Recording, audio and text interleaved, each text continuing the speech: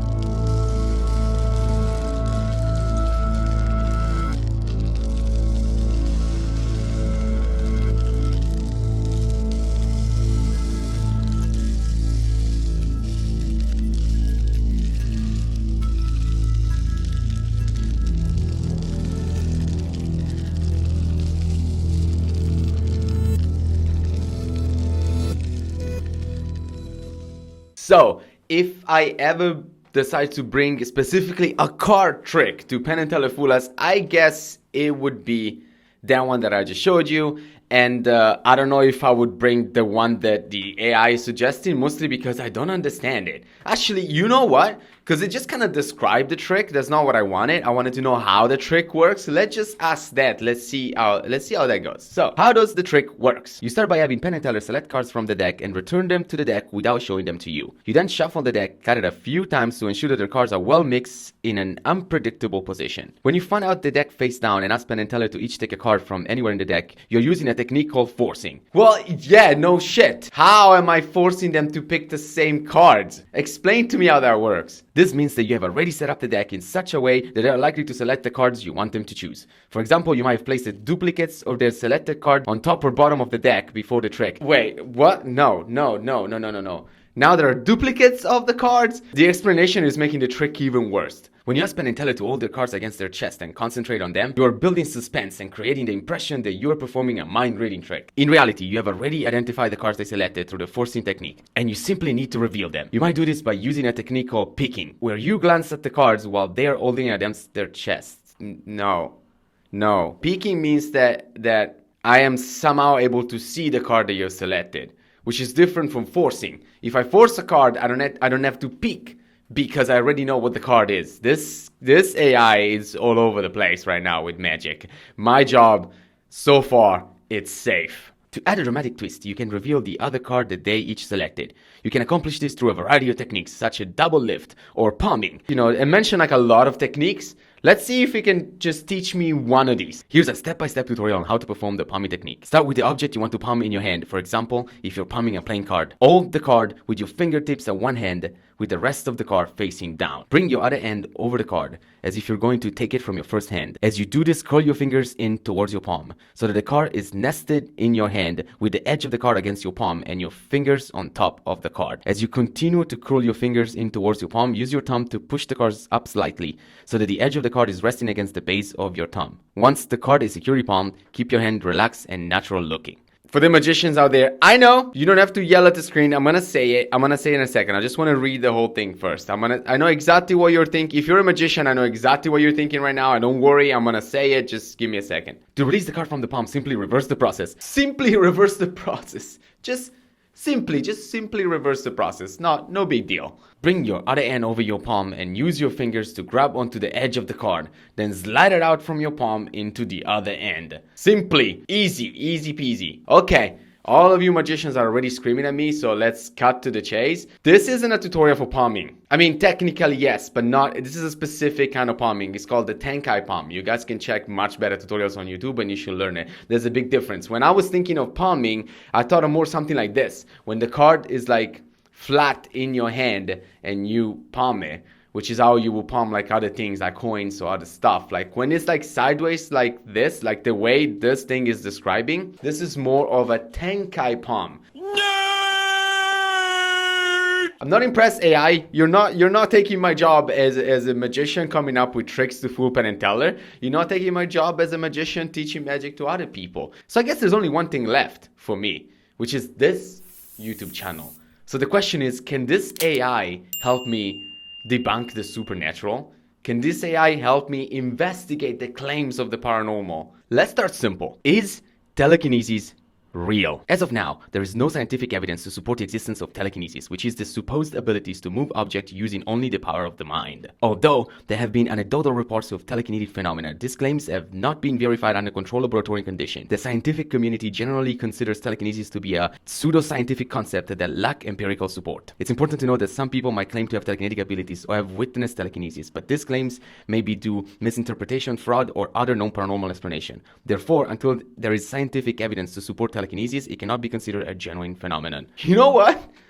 I'm gonna copy and paste this and put it as an automatic response to most of the comments that you guys leave on this channel. I mean, I'm sorry, but that's correct. Let's try. I'm improvising right now. Let's try something else. I'm digging this. Let's try. How can you fake telekinesis? There are many ways in which telekinesis can be faked or simulated, some of which are using invisible strings or wires to move objects. Yep. Using magnets. Yep. Using hidden assistants. Okay. Yes, using sleight of hand. 4 for 4. Maybe you won't take my job as a magician, but as a debunker, you're doing quite well right now. Okay, last thing, and I guess this could be very interesting or a complete disaster, but let's try. How can we investigate the supernatural? Investigating the supernatural is a complex and challenging task, as it involves investigating phenomena that are not yet understood by science or have not been proven to exist. However, there are some steps that can be taken to investigate claims of the supernatural phenomenon. Conduct a thorough research. Before investigating claims of the supernatural activity, it's important to conduct a thorough research to understand the history and context of the claim. This can involve reading books and articles, interviewing witnesses, and examining any available evidence. Not bad, not a bad tip. Use scientific methods. Investigating the supernatural requires a scientific approach. This means using rigorous methods to test hypotheses and collect data. This can involve using instruments to measure physical phenomena, conducting experiments, and analyzing data using statistical methods. I'm on board. I would love it to be a bit more specific, especially when it says about conducting experiments and also using statistical methods. I'm not a fan of statistics, but I can see how it might help and it could be important. Consider alternative explanation. When investigating claims of the supernatural phenomenon, it's important to consider alternative explanation. This means examining the possibility of hoaxes, a misinterpretation, and other natural explanation before concluding that the phenomenon is supernatural. That is kind of what I do here.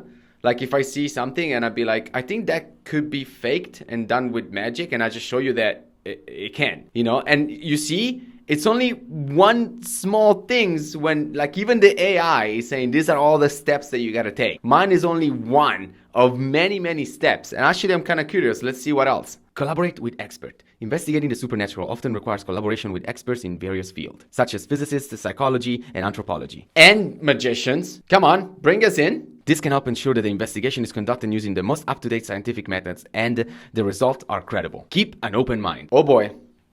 Okay.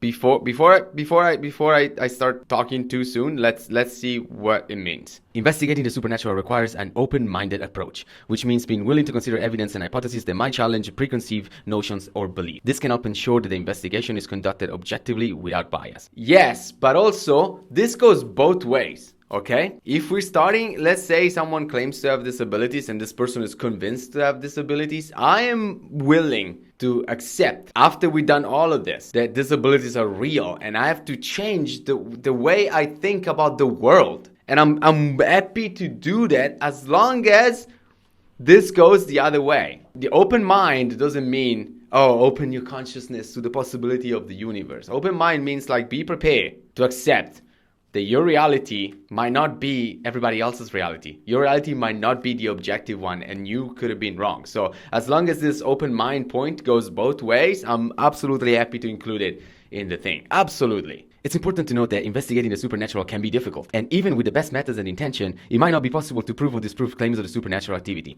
Nonetheless, careful investigation can help shed light on those phenomena and might lead to a better understanding of the world around us. All right, this last thing, I'm not a fan of it. I understand why even the AI has to kind of give the benefit of the doubt. I understand how, it is to say something like this, like it might be not possible to have a proof of disproof, but I disagree. Honestly, I disagree. I feel like the more we investigate, the more we can narrow it down, the more we can find a definitive answer. I get it. It's kind of like, even scientists, they never give you like a 100% answer. They always leave room because something could change or because maybe some mistakes were made. So I understand how you have to, kind of like what I do here sometimes. I give the benefit of the doubt, I always go like, hey, this looks like a magic tricks and I can do it exactly the same, but maybe that guy is the real deal. I don't know. But the thing is that I don't know until, for example, let's say he's one of the people that I talk about on this channel, until this person accepts all the challenge and accepts to be tested the way this AI actually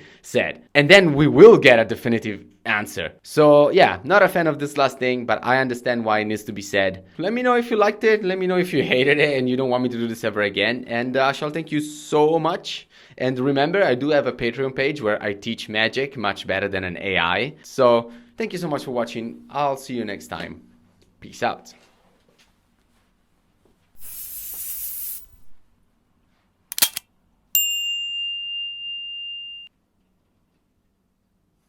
Oh, I almost forgot. If you're still here, write down coffee on the comment section because I'm almost done with my coffee and I have to go buy it. So I need a reminder. So please remind me to buy coffee in the comment section. Thank you. I appreciate it.